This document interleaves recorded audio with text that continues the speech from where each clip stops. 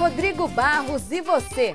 Oferecimento HP e Intel, a melhor tecnologia para a sua empresa.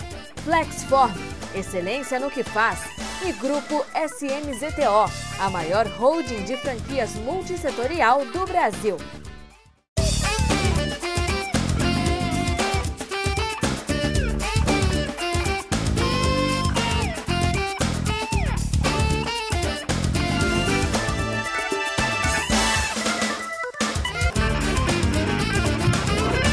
Formado em Direito e um dos sócios de um dos maiores escritórios de advocacia do Brasil, o Pinheiro Neto Advogados. Nosso convidado desta noite se especializou em Direito Ambiental. É militante convicto, além de ser um ferrenho defensor dos animais. Cria mais de 50 deles em sua casa. Também é consultor do Banco Interamericano de Desenvolvimento e do Banco Mundial em assuntos ligados ao meio ambiente. Tenho o prazer de receber Werner Grau Neto.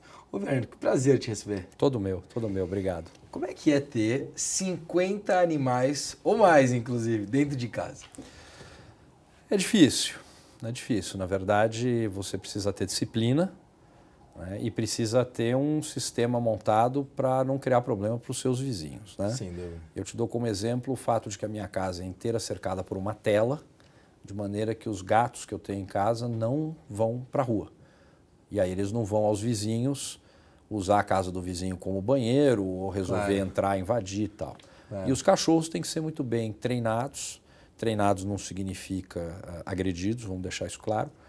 Para não latir. Então é assim, 8 horas da noite, eles vão em duplas para as baias que eu tenho ali montadas e todo mundo vai dormir. Depois que prende todo mundo, a gente diz boa noite, até amanhã, não quero ouvir nenhum pio. E eles não latem. Eu tenho um vizinho que de vez em quando os cachorros latem à noite, os meus não respondem.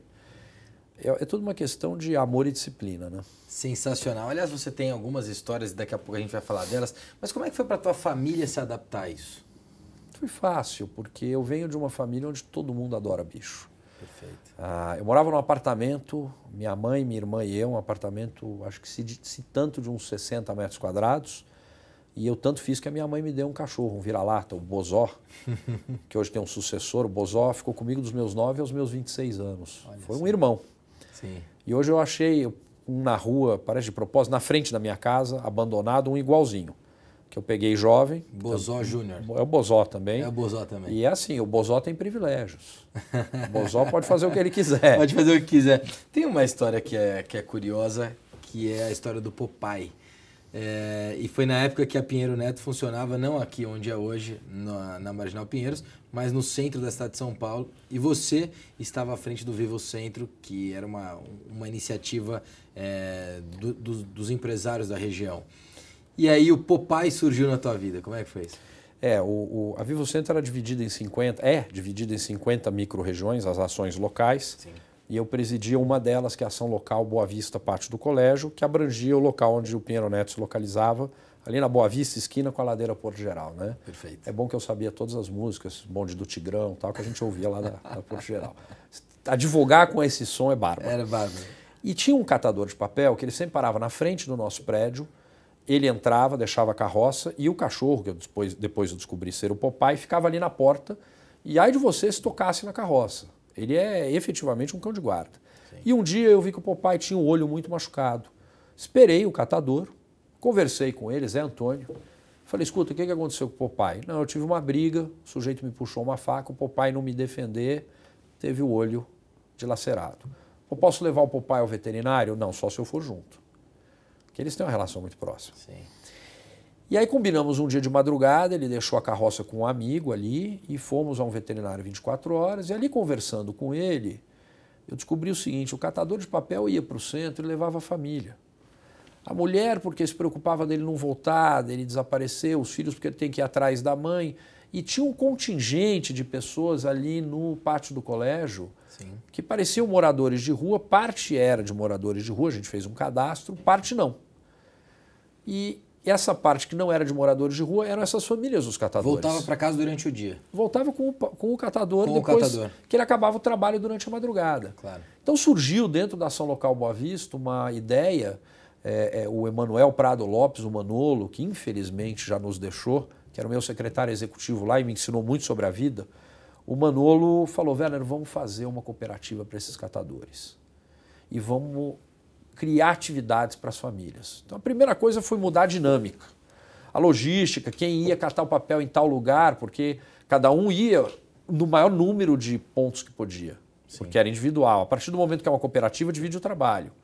190 catadores, uma associação, com o tempo um imóvel, nesse imóvel, no térreo, uma área de galpão de negociação, tira alguns dos atravessadores, vai direto para o aparista. Com isso, o salário mínimo na época é R$140, cada família tinha em média 2 trabalhando na catação, receita para cada um R$70, portanto R$140 para a família, um salário mínimo. Sim. Com o nosso trabalho foi a R$900. Uau. Então você tira uma família da classe F e põe na classe C. Isso é lindo, né? Claro. E aí, o que faz das esposas, dos filhos? No prédio ao lado do galpão... Inclusão social. Inclusão social pura. Na época, Gol de Letra, do Raí ajudou, uma creche para a molecada, as mães lá em cima tendo alfabetização, aprendendo culinária, costura, e os cachorros ali no galpão junto com os catadores. Eu fazia visitas esporádicas à creche e ali a área que ficavam os cães, né? Maravilhoso. E um dia no Natal eu fui de Papai Noel e um menino ali que tinha uma família problemática colou no Papai Noel, não me reconheceu, e lá pelas tantas eu perguntei para ele, falei, Maurício, o que você mais gosta aqui? E pensei que ele ia falar dos brinquedos, das atividades. Ele falou, Papai Noel, aqui eu almoço e janto todo dia e ninguém me bate. E ali eu vi que o trabalho tinha dado resultado, né? Hoje esse trabalho não é mais nosso. Sim. Piano Neto saiu do centro. Sim. Né? Num determinado momento nós entregamos esse projeto para a Fundação Orça, que tem um trabalho maravilhoso. O Sérgio Amoroso é um ser humano. Eu brinco que o dia que o Sérgio morrer, ele tem que tomar cuidado, porque ele vai para o céu tão rápido que é capaz de passar. Alguém tem que segurar pelo pé e dizer, não, é aqui, querido, pode ficar aqui. Mas é um projeto muito bonito. Eu né? acho que tem uma coisa que eu estou refletindo aqui durante a tua resposta. A primeira é ser um bom ouvinte, né? Sempre tem um momento na vida que a gente deve ouvir, e você foi ouvir durante a madrugada o Zé Antônio levando o pai ao veterinário. Então, acho que isso é muito curioso. E a gente precisa realmente ouvir. Muitas vezes a gente deixa de ouvir. E tem uma outra que eu quero que você divida com a gente, que é a questão da ideologia. Infelizmente, eu acho que a gente vai perdendo durante a vida, né? Em dado momento você tem muita ideologia e depois você vai perdendo essa ideologia porque a vida vai te criando calos, e esses calos fazem com que você perca parte dessa sua ideologia, talvez não a tua linha, mas parte dela. Como é que é isso na tua vida, cara? Olha, primeiro essa coisa de ouvir, eu aprendi uma coisa com um sujeito muito sábio, que era um dos nossos funcionários lá na ação local, que era aquele projeto do Estado de São Paulo, do Prisão Albergue, de você dar trabalho para um albergado. E um dia ele falou para mim, doutor, não é à toa que a gente tem 2 ouvidos e uma boca. Eu acho que ele está coberto de razão. Eu acho que essa coisa de manter os ideais, ela está muito ligada àquilo que a gente consegue fazer da nossa vida. Né? Eu não tenho uma religião específica, eu tenho uma aproximação muito clara com o budismo, com os valores do budismo, tenho uma aproximação com a religião católica, porque a minha família, em sua grande maioria, é católica. E eu acredito nesse cara aí de cima, né? Em Deus, claro, sob alguma forma. E acho que ele me deu tanta coisa. Ele me deu uma família maravilhosa, amigos que são assim verdadeiros irmãos. Eu sou cercado de gente do bem, sabe, gente de energia positiva. Isso me faz muito bem. Então, eu acho que a gente ter o ideal de dividir um pouco do que a gente recebe é algo muito simples. E as ferramentas, elas surgem. Né? A oportunidade de integrar, por exemplo, a ação local surgiu pelo fato do Piano Neto estar ali. E quando o escritório aderiu à ação local, me perguntaram se eu gostaria. Eu Sim. disse, eu adoraria. Assim como hoje eu participo de um abrigo, que nós temos aí vários cães de rua, temos lá um site da adoção e tal. Qual é? Pode falar, vamos aproveitar. O site é fazer propaganda, é www.adoteumfocinho.com.br. E como é que surgiu para eu participar lá? Eu sempre peguei cachorro de rua, desde os 9 anos. Mas um dia me procuraram as 3, então, aspas, donas do Adote um Focinho, dizendo o seguinte, olha, a gente usa um terreno que é emprestado, é invadido. O proprietário vendeu e o novo proprietário quer o terreno. Nós temos 30 e tantos cachorros, não temos para onde ir. Você pode nos ajudar juridicamente? Eles queriam uma consulta jurídica a tentar segurar isso. Eu envolvi o padrinho da minha filha, o Eduardo Romoff, que é um desses irmãos que eu tenho na vida. Juntos, ele também é advogado, né? Ninguém é perfeito. Nós temos esse defeito, né? Mas não somos corintianos. E fomos lá e tentamos ajudar. Virou pessoal a questão, é pessoal aqui a questão. Fomos lá tentar ajudar. Aí apareceu um mecenas, que é um sujeito que pede para não ser identificado, eu acho isso ainda mais bacana, e ele doou um terreno para elas. Lá elas fizeram as baias, começaram a estruturar e nós fizemos a associação, que é a Associação Casa de Passagem São Lázaro, que roda com o nome de Adote um Focinho, e de repente eu estava pondo cachorro lá também, e dividindo despesa, e ajudando com os funcionários e tal. Muito legal, muito legal. É bárbaro. A gente vai entrar no assunto meio ambiente, que eu acho que essa é também uma grande história. Mas antes disso, você cuida da seleção de rugby. Você joga rugby e agora já há 25 anos. Aliás, você começou, você tinha quantos? 5? Não, eu comecei a jogar... Não, foi antes de nascer. Eu comecei com 9. Eu comecei com 9 quando teve um boom do rugby nas escolas de São Paulo. Eu estudava no Porto Seguro. Teve lá uma primeira apresentação, começamos a jogar. Aí eu estou há 25 anos no time da Faculdade de Direito, da São Francisco, da USP, né? Perfeito. Tanto que a gente sempre joga com outras faculdades, sempre diz, não, o Werner é gato, já se formou. É porque eu continuo dentro da faculdade de algum jeito, né? Aliás, você continua mesmo em Direito Tributário agora. Na verdade a minha área é Direito Ambiental na faculdade, mas o Direito Ambiental, a cadeira está muito ligada ao Departamento de Direito Econômico. Então a minha tese de doutorado é Tributação Ambiental e Meio Ambiente. Perfeito. Eu enveredei por aí. Perfeito. Mas, num determinado momento, você jogando qualquer esporte amador, você vivendo como atleta, você sabe o quanto é difícil vender camiseta para viajar, para jogar fora do Brasil. E num determinado momento, um grupo de empresários se reuniu, a coisa começou com 3 de nós, e começamos a ajudar, então, a Associação Brasileira de Rugby tinha que se adaptar ao novo Código Civil, mudar estatuto, porque virou esporte olímpico, para se tornar Confederação Brasileira de Rugby. Então nós fizemos toda essa estruturação jurídica. 2 outros apaixonados ex-jogadores cuidaram da área financeira e nós criamos um projeto de governança.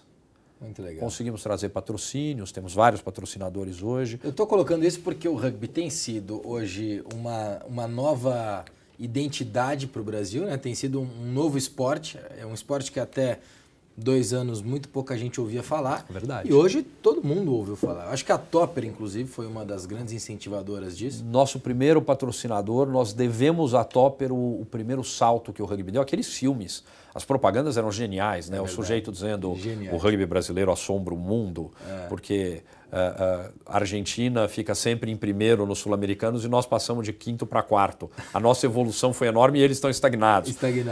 Nós tivemos que fazer piada no começo, né? Então foi muito bacana esse projeto. Tem uma pesquisa da Deloitte que mostra que o rugby é o 2º esporte que mais cresce no Brasil hoje. Muito bacana. Isso é muito bacana. Eu acho, meu sonho é daqui a 20 anos, hoje eu sou vice-presidente da Confederação, o meu sonho é daqui a 20 anos, já não vou ser nada, pretendo estar afastado até da cartolagem, de repente jogando veteranos ainda, mas daqui a 20 anos ver o Brasil jogar, não precisa ganhar, mas se jogar de igual para igual com os Pumas, a Argentina, com a Nova Zelândia, todo o time, aliás, Nova Zelândia All Blacks, Argentina Pumas, Austrália Wallabies, nós definimos agora o Brasil são os Tupãs. Tupãs. O nosso faz uma referência. Eu acho um negócio bacana, né? Porque traz as nossas origens. Com certeza, com certeza. Muito legal, Werner. Vou te pedir 1 minuto e no próximo bloco a gente vai voltar falando de meio ambiente. Pode ser? Lógico. Legal. Vamos a um rápido intervalo e já voltamos com o advogado Werner Grau, que tem uma história muito curiosa e interessante. E no próximo bloco fala sobre meio ambiente. Até já.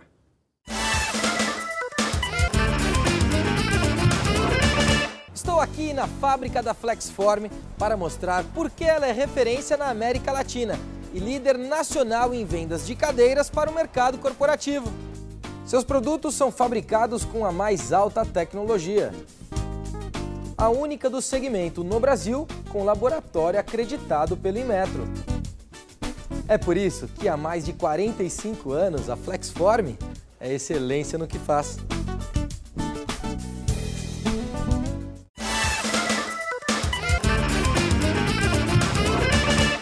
voltamos na entrevista com o advogado Bruce Willis. Não, Werner Grau. Acabei confundindo, desculpa. Ah, tá. Você tá precisando de óculos. Ô, Werner, você se especializou na questão do direito ambiental, especializou em meio ambiente e é o autor do livro O Protocolo de Kyoto e o Mecanismo de Desenvolvimento Limpo. O que trata o livro? Mecanismo de desenvolvimento limpo é o que a gente chama, no jargão do dia a dia, de mercado de carbono. Perfeito. Né? Convenção do Clima, Protocolo de Kyoto criou mecanismos econômicos, o que se aplica de 4 modalidades que tem lá, o que se aplica ao Brasil é o chamado MDL, Mecanismo de Desenvolvimento Limpo, que nada mais é do que você receber tecnologia ou recursos de fora, coloca num projeto aqui no Brasil, com isso reduz o volume de emissão de gases de efeito estufa, seja de uma indústria, ou seja até absorção de gases de efeito estufa pelo plantio de uma floresta, gera crédito, vende isso no mercado e o cara lá de fora que te passou a tecnologia ou os recursos tinha que reduzir as emissões dele até 30% da sua meta de redução, ele pode jogar esses créditos. Perfeito. É um jeito de os países que têm que reduzir as suas emissões fazerem isso, estimulando a indústria ou a atividade econômica limpa nos países que não têm essa obrigação, que é o caso do Brasil. Hoje existem empresas especializadas nisso, que é o do crédito de carbono. Você desenvolve uma certa iniciativa, faz o cálculo de qual é o número de créditos ali que você precisa, compra aquilo através dessa empresa e essa empresa repassa o valor para uma nova plantação. Como é que... Tem 2 questões aqui. Como é que funciona esse caminho, como é que isso é desenvolvido, como é que isso é feito? E segundo, as empresas são sérias? A gente pode confiar nesse trabalho? Tem muita gente séria. Deixa eu começar pelo fim. Né? Tem muita gente séria nesse mercado. A gente a minha atividade como advogado é fazer análise jurídica da viabilidade e depois dos contratos, de toda a parte jurídica que está por trás, que dá suporte a esse tipo de negócio. Né? Perfeito. O que a gente tem hoje? Você tem que separar o mercado de carbono em 2 critérios. O que a gente chama de plataforma Kyoto e o que a gente chama de plataforma voluntária. Perfeito. Plataforma Kyoto é tudo aquilo que dentro do protocolo de Kyoto você faz o projeto e submete à aprovação da ONU. Então você tem um critério, um conteúdo muito grande de controle. Sim. Então o crédito de carbono, que quem autorizou a emissão foi lá, o Conselho Executivo, que fica na Alemanha, em Bonn, do Secretariado Executivo do Protocolo de Kyoto, lindo, esse tem um peso, é bonito, né? É uma nota de 100, pronta e acabada. No mercado voluntário, você está fora da regulação.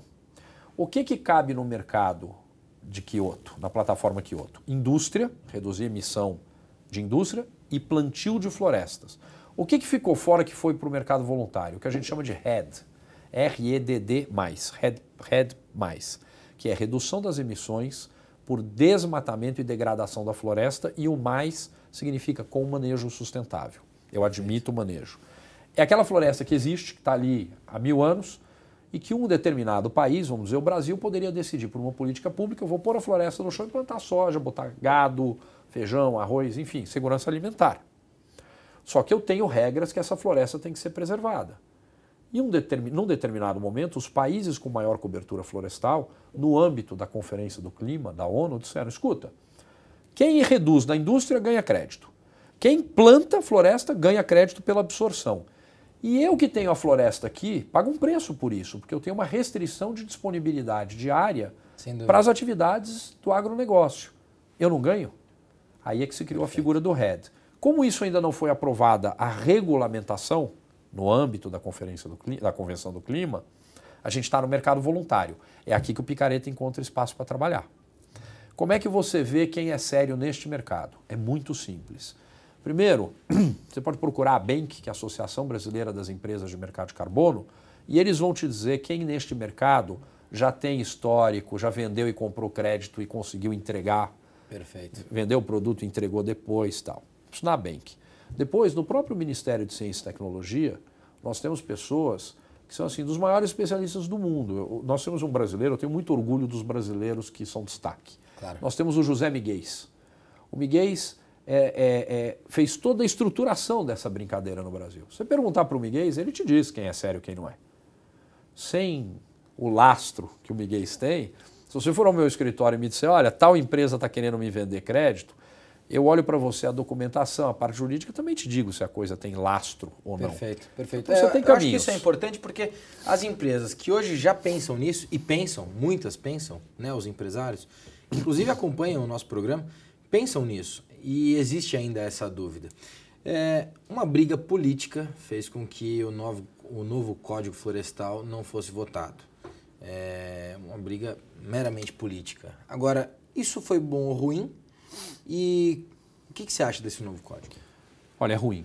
Toda briga é ruim, porque a gente trabalha no direito, na inter-relação do direito com a sociedade e com a economia, você trabalha com um conceito, segurança jurídica. Toda vez que você não tem segurança jurídica, o sistema não está funcionando bem. Claro. E essa discussão que se alonga cria uma insegurança muito grande. Eu acho que o grande erro da discussão do Código Florestal foi o seguinte: discutiu-se a necessidade de segurança alimentar dentro da política florestal. A gente tem uma política nacional do meio ambiente que diz no seu artigo 9º que nós temos vários instrumentos. Um deles é o zoneamento ecológico econômico. Se nós tivéssemos para o Brasil inteiro um zoneamento ecológico econômico, nós íamos saber onde é área dedicada à conservação florestal, onde é área dedicada à exploração econômica. Sim. De qualquer espécie.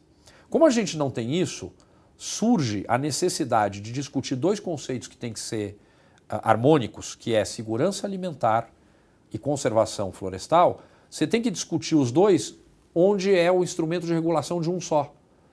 Então, trazer o problema da segurança alimentar para dentro do instrumento legal, cujo objetivo é gerar conservação florestal, é pedir problema.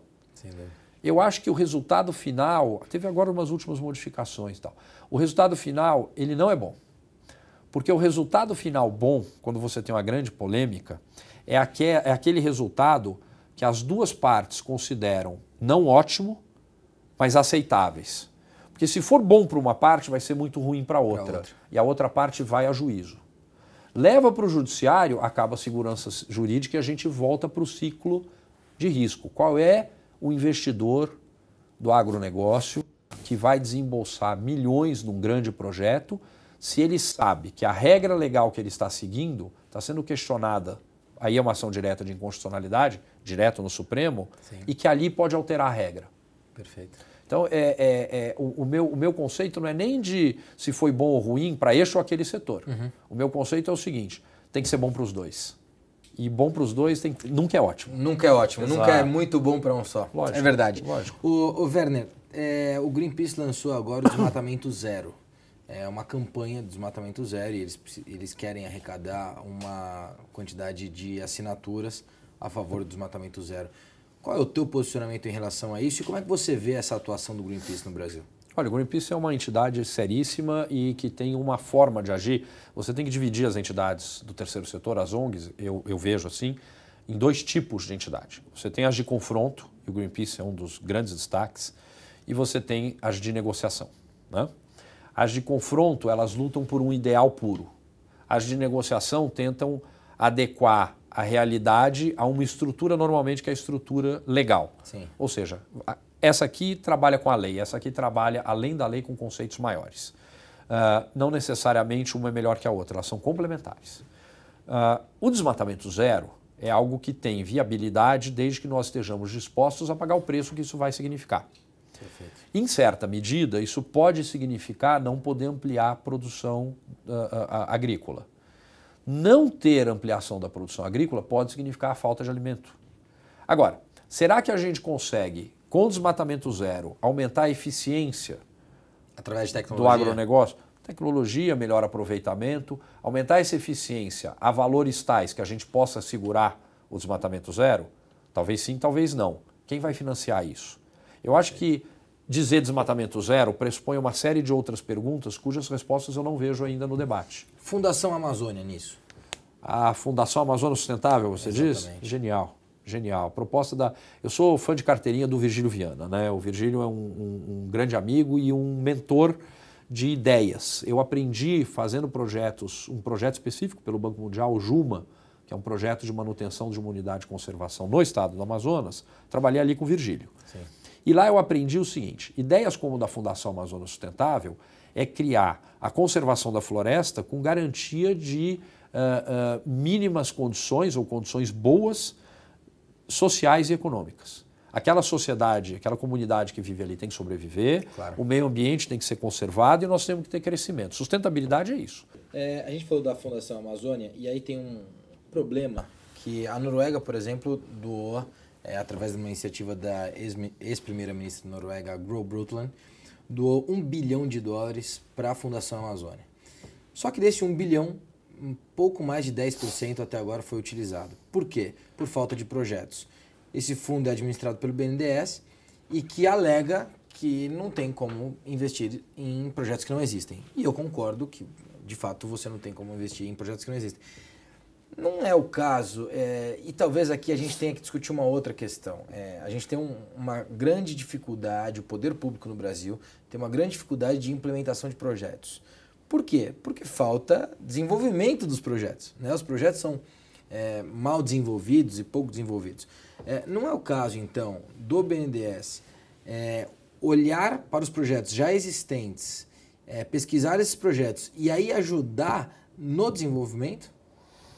Talvez. Olha, o Fundo Amazônia, ele tem alguns projetos aprovados e eu presido o conselho da Nature Conservancy, da TNC no Brasil, que é algo que me dá muito orgulho. Aliás, a Nature é uma das principais entidades do mundo. Exato, e me liga muito aos ideais, né, de conservação florestal. Sim. A Nature está nesse segundo grupo, das ONGs de negociação e de harmonização.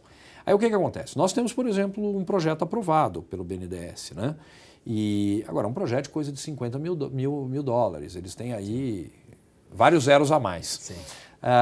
De fato, eu acho que o movimento ambientalista no Brasil ele está muito fundado na discussão ideológica e idealista. Então, são poucos os projetos que foram apresentados ao BNDES. A nossa entidade, por exemplo, a gente apresentou um projeto que é um projeto de fôlego, de cadastramento das atividades do agronegócio em áreas sensíveis e de fomento ao cumprimento da lei como uma forma de harmonização, mas a gente não tem mais pessoal, por exemplo, para extrapolar esse projeto 2, 3 vezes. Perfeito. Se tivesse, é lógico que nós íamos buscar esse recurso. Eu acho que esse dinheiro poderia ser aplicado, sim, da seguinte maneira. Acho que o poder público poderia, aí eu estou falando de poder público na esfera federal, né? A União, por meio do Ministério do Meio Ambiente, poderia estabelecer critérios para fomento a projetos. E aí nós, como cidadãos, por exemplo, poderíamos estar aqui conversando hoje e você dizer, pô, Werner, vamos olhar o boto cor-de-rosa, vamos, Rodrigo, vamos lá. E vamos jogar isso dentro de um conceito de sustentabilidade e de conservação da floresta no entorno daquele ponto do Rio Negro, onde tem o boto. E aí a gente contrata especialistas, faz o projeto e vai buscar o recurso para manter o projeto. Eu acho que falta um pouco disso. Mais organização do terceiro setor. Concordo. E mais fomento do poder público. Muito bom. Ô Werner, infelizmente a gente está chegando aqui ao final do nosso programa. Você está se sentindo bem na cadeira, não? Eu tenho um problema de ficar sentado, eu tenho hiperatividade, eu estou me chacoalhando aqui, né? Mas está confortável a cadeira para você? Tá ótima, tá ótima. Sabe por quê? Porque a cadeira é da Flexform, a Flexform, excelência no que faz, é a maior indústria de cadeiras e poltronas para o mercado corporativo da América Latina. Você falou aqui uma coisa que eu lembrei da Flexform, você falou que te dá orgulho os brasileiros que são referência. A Flexform hoje é referência na América Latina e é tecnologia brasileira. Manda eles venderem lá no meu escritório a cadeira, pô. É verdade, tem que vender Flexform no Pinheiro Neto. É isso aí. Ô Werner, um rápido bate-bola, pode ser? Claro. Um filme. Mini Vangatti, O Primeiro que Disse, é um filme italiano recente. Um livro. Um livro assim... Vou te dar um de ficção e um não ficção, tá? Não ficção, Teoria Pura do Direito, do Hans Kelsen, que todo advogado leu isso e ficou o resto da vida tentando entender, né? De ficção, qualquer um do John Grisham. A Firma, o Dossiê Pelicano, o Testamento. Eu sou muito ligado a essas coisas, ligadas ao direito, né? Um sonho. Salvar todos os animais do planeta. Os animais. Os animais, isso inclui o ser humano. Nós também somos. Ô Werner, se hoje você fosse a presidente Dilma e tivesse o poder e a caneta da presidente Dilma, qual seria a sua primeira iniciativa? Não deixar alterar na reforma do Código Penal. Há uma alteração que está sendo proposta de tirar o artigo 32 da Lei de Crimes contra o Meio Ambiente, que é o artigo que diz que caracteriza crime os maus tratos contra animais. Ok, Werner, na tua chegada, nós fizemos essa foto aqui, a nossa produção fez essa foto. Mas eu saí careca. E aí tá aqui, você saiu careca. Eu acho que é algum problema na fotografia. Na impressora eu tenho certeza que não é, porque ela é da HP. Sensacional, é HP ótimo. com tecnologia e-print. Então fica de presente para você colocar no teu escritório. Gostei, muito obrigado. E como lembrança da nossa entrevista. Muito obrigado. Tá bom? Muito obrigado. Werner Grau, obrigado. Obrigado, um abraço. Obrigado, um abraço, parabéns pela tua história e parabéns por esse legado que você carrega com você. Muito bom. Obrigado. Obrigado. Werner Grau, nosso entrevistado de hoje, acho que deixou aqui algumas lições para nós. Espero que você tenha gostado do nosso programa. Obrigado pelo seu carinho e também, é claro, pela sua audiência. E eu te espero sempre de domingo a sexta-feira, às 9 da noite, aqui na TV Climatempo. Até lá!